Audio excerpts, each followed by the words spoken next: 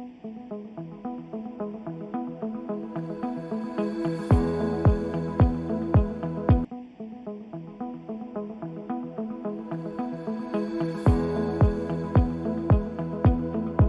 Friends, welcome to the new session. इस session में हम डिस्कस करेंगे प्ली ऑफ गिल्ट के बारे में। ठीक है, प्ली ऑफ गिल्ट और कन्फेशन के अंदर क्या डिफरेंस है। ठीक है, लोगों को ये लगता है कि प्ली ऑफ गिल्ट और कन्फेशन एक ही चीज है, बट इसका जो जो प्ली ऑफ गिल्ट है वो प्रोसीजरल एस्पेक्ट है। और जो ये कन्फेशन है ये सब्स्टेंटिव एविडेंस की तरह यूज होता है। ठीक है, एक बहुत इंपॉर्टेंट एविडेंस होता है confession, but plea of guilt is a part of a procedure only. ठीक है, सो हम फर्दर इसको पढ़ेंगे एंड डिफरेंस करेंगे। इसमें से बहुत माइन्यूट सा डिफरेंस है, और वो क्या डिफरेंस है। Okay okay, let's go.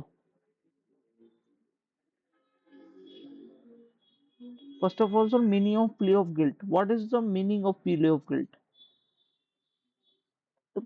तो जो मीनिंग है प्ली ऑफ गिल्ट का, वो क्या है? Is a part of a procedure during the charge framing.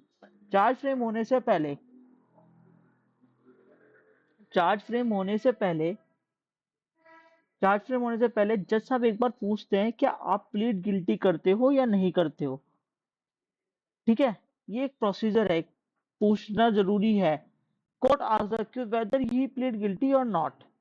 ठीक है, वो उससे कोर्ट को ये डिसाइड होता है कि कोर्ट को ये डिसाइड होता है कि वेदर द ट्रायल कंडक्ट करना चाहिए या इसे कन्विक्शन की ओर पढ़ना चाहिए। इसमें अगर वो प्लीड गिल्टी कर देता है तो कोर्ट को इजी हो जाता है उसको कन्विक्ट करना।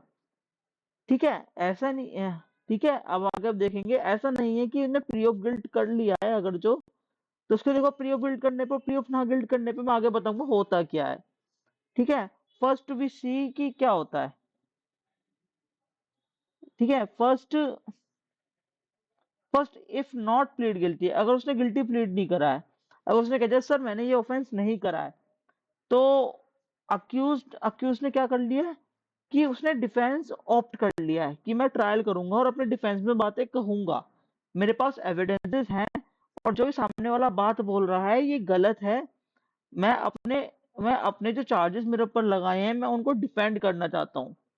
ठीक है, कंटेस्ट करना चाहता हूँ, indicates he will contest the charges. ठीक है, ये इंडिकेट्स करता है, ट्रायल ऑफ कर लिया उसने, इंडिकेट कर रहा है कि मैं कंटेस्ट करना चाहता हूँ डिफेंस को। और और वो डिफेंस मैं एविडेंस करूंगा, अपने अपने अपने एविडेंस दिखाऊंगा कि मैं ट्रायल कर सक मैं मतलब मैं गिल्टी नहीं करूंगा।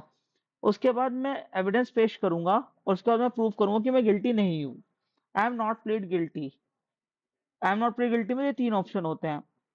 वो कंटेस्ट करना चाहता है, ट्रायल करना चाहता है, कंटेस्ट करना चाहता है और एविडेंस पेश करेगा। ठीक है, I am not plead guilty. ठीक, और उस पर क्या होगा, जब वो कहेगा मैं प्लीड गिल्टी करता हूँ, तो वो तो वैन द अक्यूज से कि मैंने ये गुनाह करा है, आई एम प्लीड गिल्टी, जैसा आप पूछते हैं तो वो कहता है मैंने ये गुनाह करा है, तो accused does not want to trial. Accused का मतलब है कि ट्रायल मत करो, आपको अब जो करना है वो कर दो, मैंने तो ये ऑफेंस करा है। ठीक है, अब उसमें जज साहब ये नहीं कि उसके प्लीड गिल्टी कहने पे ही उसे कन्विक्ट कर देगा, फिर वो ये देखेगा कि उसके पास तो सबूत नहीं है अक्यूज के पास अपने अपने डिफेंस में पेश करने के लिए, इसलिए वो प्लीड गिल्टी कर रहा है। तो चूज उसके बाद कोर्ट की डिस्क्रिप्शन होती है ये कि वो प्रोसिक्यूशन के एविडेंस देखेगा। ये कोर्ट की डिस्क्रिप्शन है, प्रोसिक्यूशन के एविडेंस देखने के बाद whether the accused is guilty or not. If the accused is guilty, if the prosecution के एविडेंस से पेश हो जाता है कि ये गिल्टी प्रूव हो रहा, तो उसे कन्विक्ट कर देगा। अगर प्रोसिक्यूशन के एविडेंस से ये लग रहा है कि वो गिल्टी नहीं है और स्ट्रॉन्ग केस नहीं बन रहा, उसकी गिल्टी प्रूव होने के बाद भी, उसके बाद मतलब ये कोर्ट का काम इजी हो जाता है, टाइम बच जाता है कोर्ट का। अगर जो वो कंटेस्ट करेगा तो उसे अपने एविडेंस देने पड़ेंगे। अगर प्लीड गिल्टी कर दे तो कोर्ट की भी डिस्क्रिप्शन है, या तो तुरंत तुरंत कन्विक्ट कर दे, अगर उसे पहले ही लग रहा है कि हाँ भाई ये कन्विक्ट हो ही गया है, पहले ही लग रहा है कोर्ट को कि हाँ भाई ये कन्विक्शन होगा ही होगा, तो कोर्ट उसमें कुछ भी नहीं करेगा, फिर उसको कोर्ट कन्विक्ट कर देगा। अगर वो एविडेंस पेश करेगा अपने हिसाब में, तो प्लीड गिल्टी करेगा। ठीक है, ठीक है, प्लीड गिल्टी करेगा, वो कन्विक्ट हो जाएगा, कोर्ट में convict with the basis of plea. ठीक है, उसको कन्विक्ट कर देगा। फिर क्या होगा? देन उसका उसके उससे होगा क्या? नेचर क्या होगा प्लीड गिल्टी करने से? मैंने आपको बता दिया ये, it is not certainty piece of evidence, he does not mean he convict the offence, only the procedure step of the criminal proceeding. ठीक है, मैंने ये बात आपको बता दी। इसका नेचर क्या होगा कि ये ओनली है ना ऑफेंस है ये। ठीक है, ये ये मतलब इसका मतलब ये नहीं कि उसने ऑफेंस कमिट कर दिया, वो प्लीड गिल्टी कह रहा है कि उसके पास एविडेंस नहीं है प्रूव करने के लिए, वो ट्रायल नहीं करना चाहता। अब आप देख लीजिए इन एविडेंस से मैं क्या गुनेगार हूं या नहीं हूं। मैं प्लीड गिल्टी कर रहा हूं। ओके, ये इसका मतलब है। ओके देन, ठीक है। अब ये तो कन्फेशन क्या होता है? जो मीनिंग कन्फेशन का मीनिंग है, व्हाट इज कन्फेशन? कन्फेशन का meaning, confession is admission of a guilt. उसने वो एडमिट कर लिया कि मैंने गिल्ट कर लिया है। ठीक है, लेकिन ये एक रिटर्न में है और वो प्रोसीजरल स्टेप है, और इसमें ये सब्स्टेंटिव पीस ऑफ एविडेंस है कि कमिट ऑफ, इसका मतलब उसने ये ऑफेंस करा है। कन्फेशन का मतलब ये होता है उसने वो ऑफेंस करा है प्ली ऑफ गिल्ट का, वेदर वो जुडिशियल हो या एक्नॉलेज, उसने ये मान लिया। कन्फेशन का मतलब ये उसने एडमिट कर लिया है क्राइम को। ठीक है, वो प्ली ऑफ गिल्ट वो क्वेश्चन होता है कि वो ट्रायल करना चाहता है नहीं है, why do you plead guilty और नॉट। ठीक है, आप ट्रायल किस तरीके से चलाना चाहते हो? द प्लीड गिल्टी चलाना चाहते हो या नॉट प्लीड गिल्टी चलाना चाहते हो?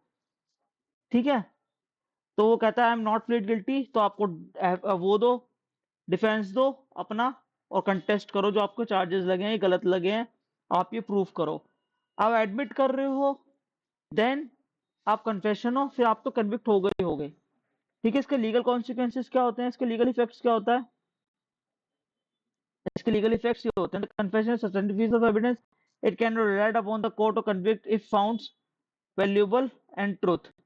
दो, उसके साथ उस कन्फेशन के साथ साथ आपको और भी सर्कमस्टेंशियल एविडेंस देखने पड़ेंगे, खाली कन्फेशन के बेस पे भी आप नहीं कर सकते हैं। Okay, the distance from mayor plea of guilt, ये थोड़ा अलग है। कन्फे देखो बहुत माइन्यूट सा डिफरेंस है।